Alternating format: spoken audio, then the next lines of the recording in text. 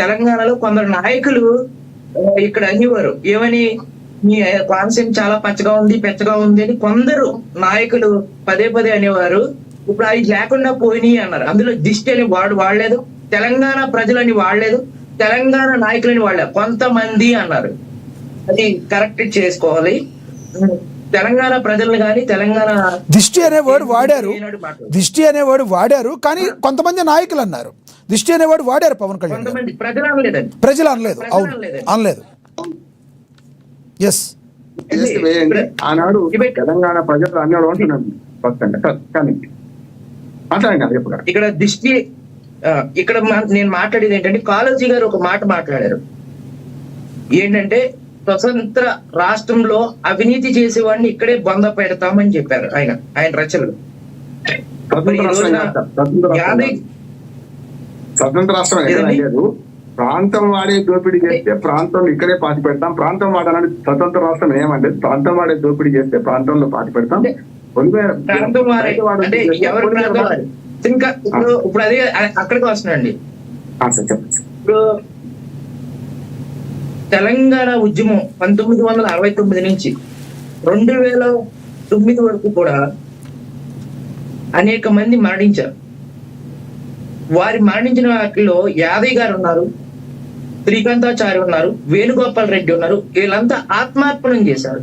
మరి ఆ కుటుంబాలు ఇప్పుడు మాట్లాడుతున్న పొన్నం గారు కానీ, కేసీఆర్ గారు కానీ, కేటీఆర్ గారు కానీ వాళ్ళ కుటుంబాలకే టికెట్లు ఇస్తానని చెప్పారు.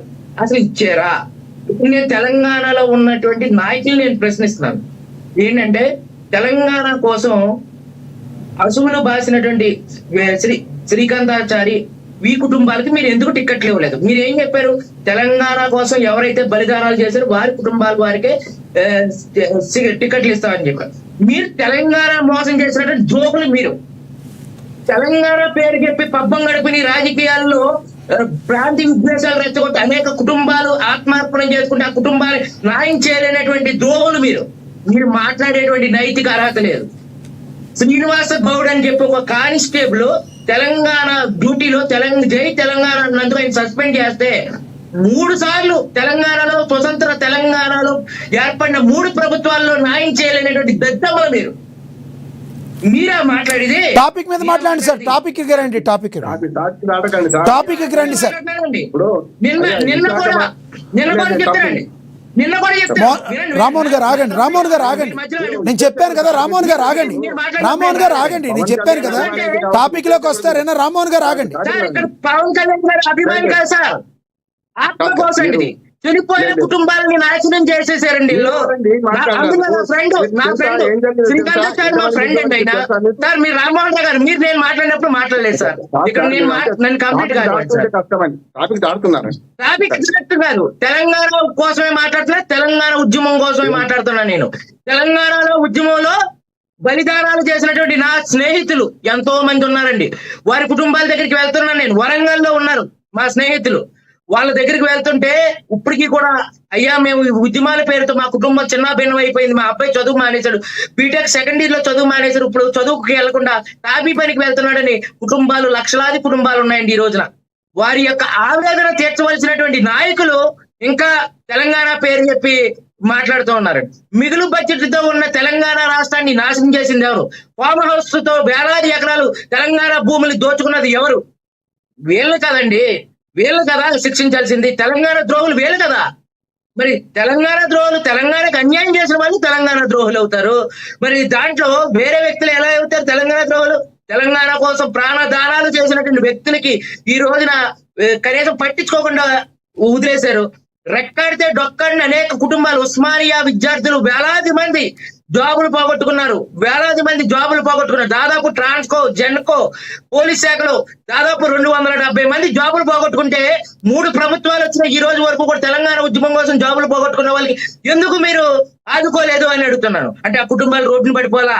మీ తెలంగాణ వచ్చి మీ పదవుల కోసం, మీ రాజకీయ పబ్బం కోసం, మీరు అవినీతి సంపాదన కోసం ఈ రోజున తెలంగాణ కోసం బలిదానాలు చేసిన కుటుంబాలు నాశనం అయిపోవాలా? జీవోత్సవాల్లో బతుకుతున్నారు.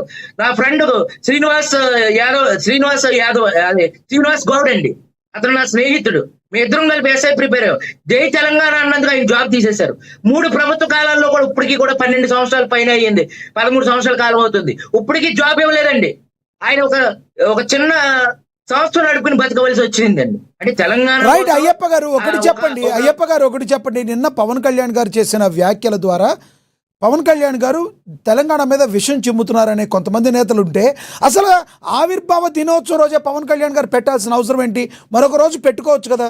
కారణం ఏదైనా ఉందంటారా?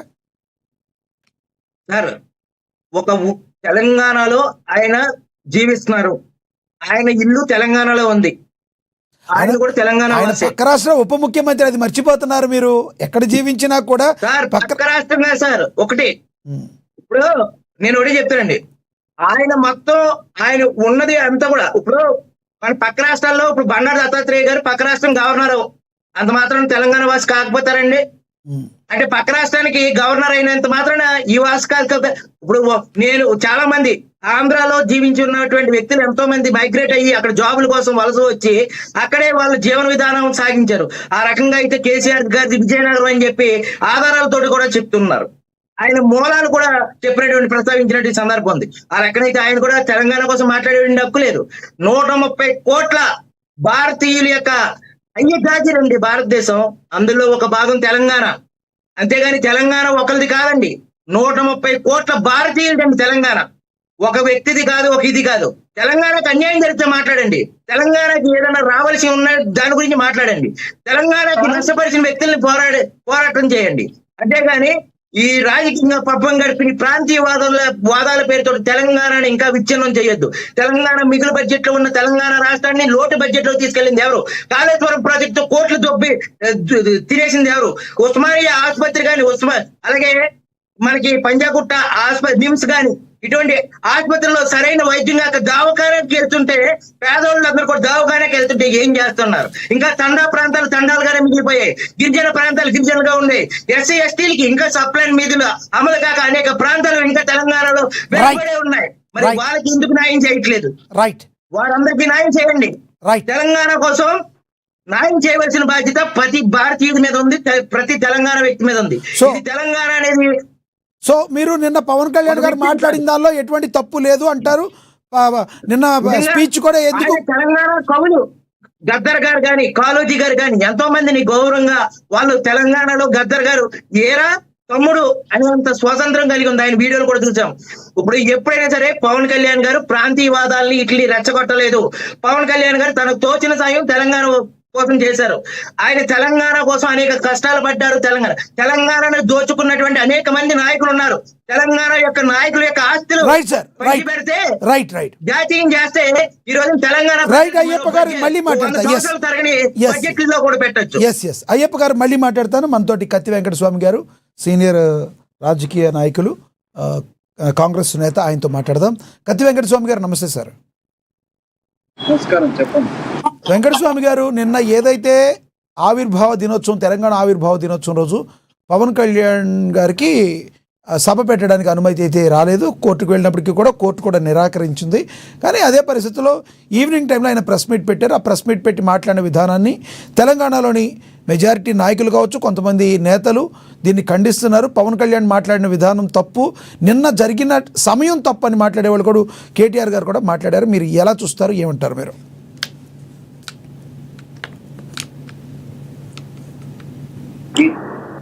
మిత్రులు అయ్యప్ప గారికి, మీకు నమస్కారం. నమస్తే సార్.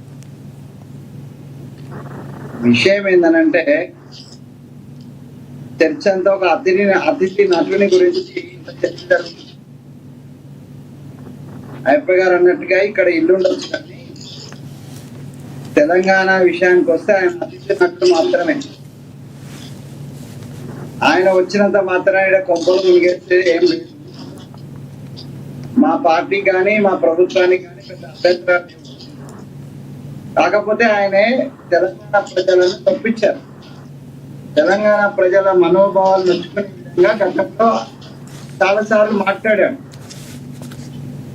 ఆ మాట్లాడిన వాటికి వివరణలో, ఆ మాట్లాడిన వాటికి క్షమాపణ చెప్పిన తర్వాత తెలంగాణ వస్తే బాగుంటది. ఈయన రాజకీయ కంటే ఎక్కువ సినిమా యాక్టర్. ఇప్పుడు ఇక సినిమా యాక్టర్ వచ్చి అతిథి నటుడుగా వచ్చి నేను నటన చేస్తానంటే తెలంగాణ ప్రజలు గతంలో ఆంధ్ర ఆధిపత్యం కింద ఉన్నటువంటి గుడ్డి ప్రజలు, ఎడి ప్రజలు కాదు, చైతన్యం వచ్చినటువంటి ప్రజలు. ఒకవేళ మీరు మాతో మాట్లాడిస్తున్నారు కానీ నేను మీడియా వాళ్ళని ఏమంటున్నానంటే, నేను రిక్వెస్ట్ చేస్తున్నా మీడియా వాళ్ళని మాతో మాట్లాడించడం కాదు, టీవీలలో మీరు ప్రజల మధ్యకి వెళ్ళి ప్రజల స్పందనను మీరు తీసుకుంటే అది ప్రసారం చేస్తే ఉపయోగకరంగా ఉంటుందని నేను అనుకుంటున్నా. అప్పుడన్నా కూడా అయ్యప్ప లాంటి వాళ్ళు, లేకపోతే జనసేన నాయకుడికి సపోర్ట్ చేసేటువంటి మిత్రులు, లేకపోతే మిగతా వాళ్ళకు కొద్దిగా రియలైజేషన్ అవసరం. మాతో మాట్లాడితే వాళ్ళు రాజకీయమే అనుకుంటారు, మేము మాట్లాడితే రాజకీయమే అనుకుంటారు, రాజకీయ అవసరాలు చూస్తే మేము మాట్లాడినాం, పొన్నం ప్రభాకర్ మాట్లాడినాం అనుకుంటారు.